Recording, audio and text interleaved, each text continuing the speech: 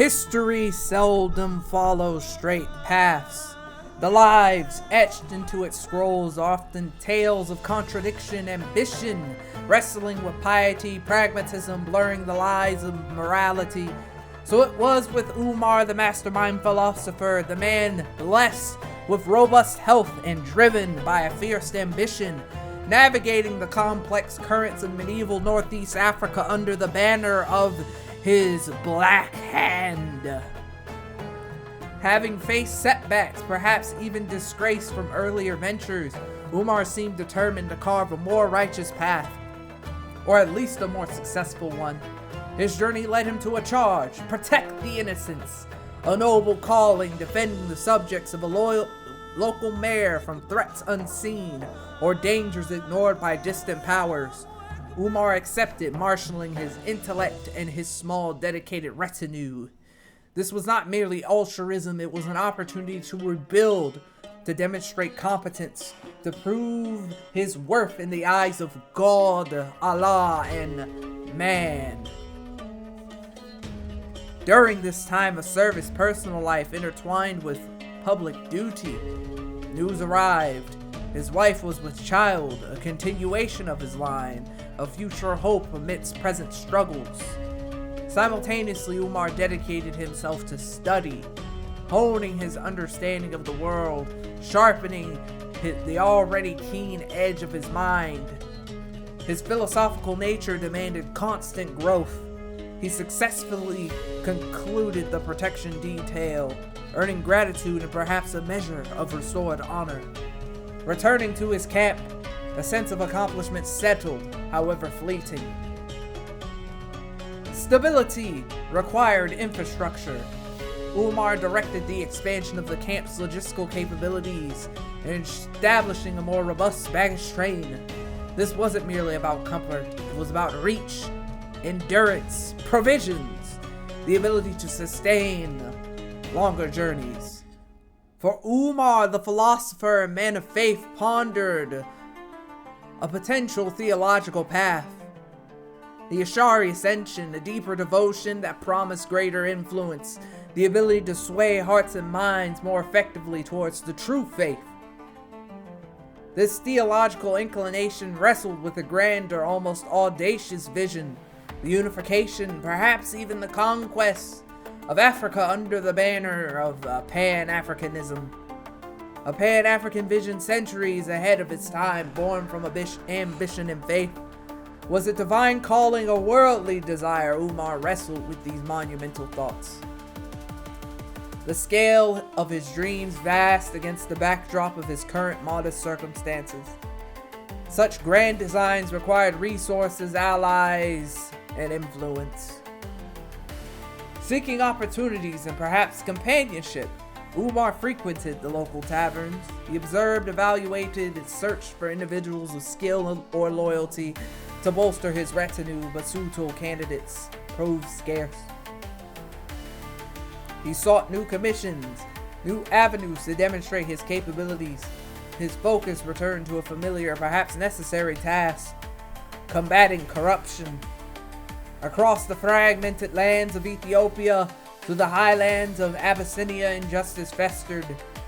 Umar saw this not just as a societal ill, but as an obstacle to order, to faith, to his own grander ambitions. Justice in Umar's hands could be swift and final. Encountering a common purse thief, Umar did not hesitate. The man's life was forfeit, his ill-gotten gains recovered. It was a harsh world, and Umar met its harshness head-on. The thief's daughter, witness to this grim justice, perhaps served as a stark reminder of the consequences of crime. Maybe just another thread in the complex tapestry of Umar's experiences. These anti-corruption commissions, though dangerous, suited Umar. They required investigation, decisiveness, and often direct confrontation.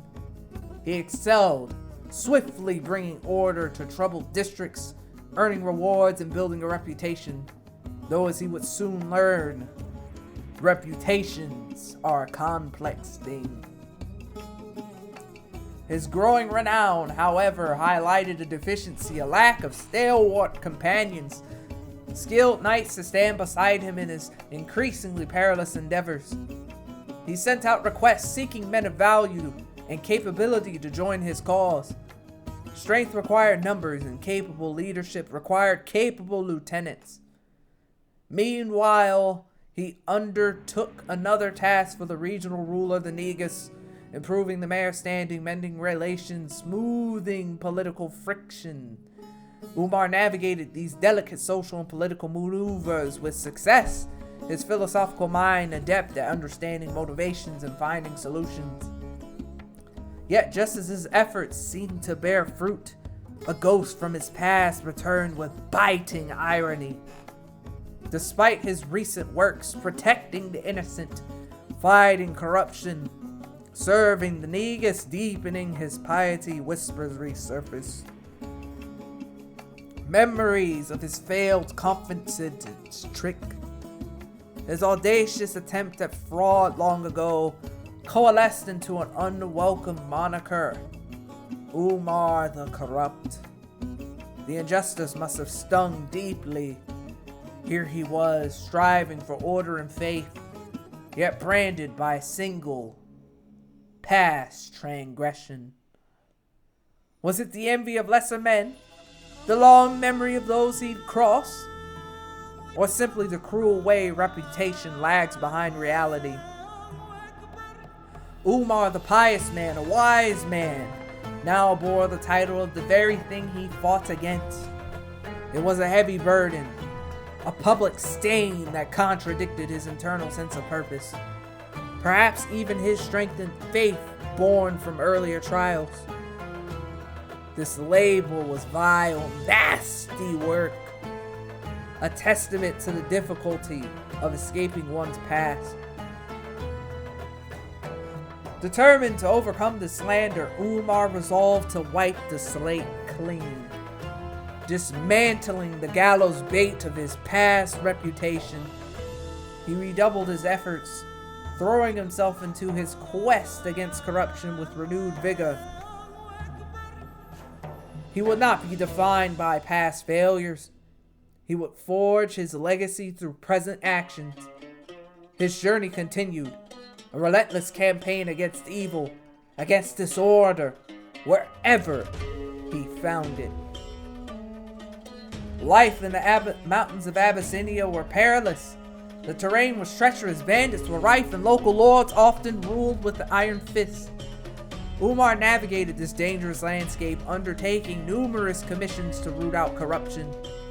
These weren't simple tasks. They involved careful investigation, confrontation, and navigating complex local politics, often in regions dominated by Coptic Christianity, a faith different from his own Ash'ari beliefs. Amidst this constant struggle, Umar simultaneously pursued his missionary work, seeking to convert the local populace. It was a dual campaign, fighting temporal corruption while spreading spiritual truth, bringing both earthly justice and divine guidance to the Coptic communities he encountered. It required immense tact, theological knowledge, and unwavering conviction. He debated with priests, reasoned with common folk, slowly seeking to win hearts and minds to the Ash'ari way. Joy arrived amidst the struggle, the birth of his second daughter Falasha, another life, another responsibility, another reason to build a secure future. As his family and retinue grew, so did the need for spiritual sustenance within his own camp. Umar commissioned the construction of a portable shrine, a movable place of worship. His intention was clear, to begin the work of conversion not just in the villages he visited, but within his own diverse household and following. Umar sought to foster unity and shared purpose among his followers. He organized a communion, a gathering intended to bring his people together, reinforcing shared values and preparing them for the challenges ahead. It was a part of his larger strategy, welcoming newcomers, integrating them into his vision and strengthening their commitment, ideally through shared faith. His camp was becoming a microcosm of the world he hoped to build. Ordered, faithful, loyal.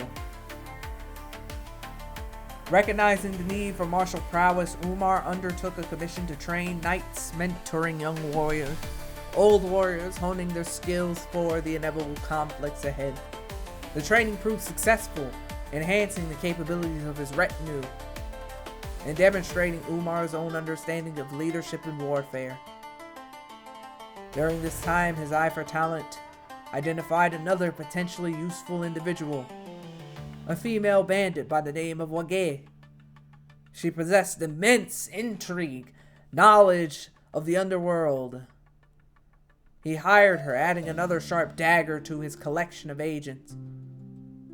A new opportunity arose, one that promised to broaden Umar's horizons significantly: an artifact delivery.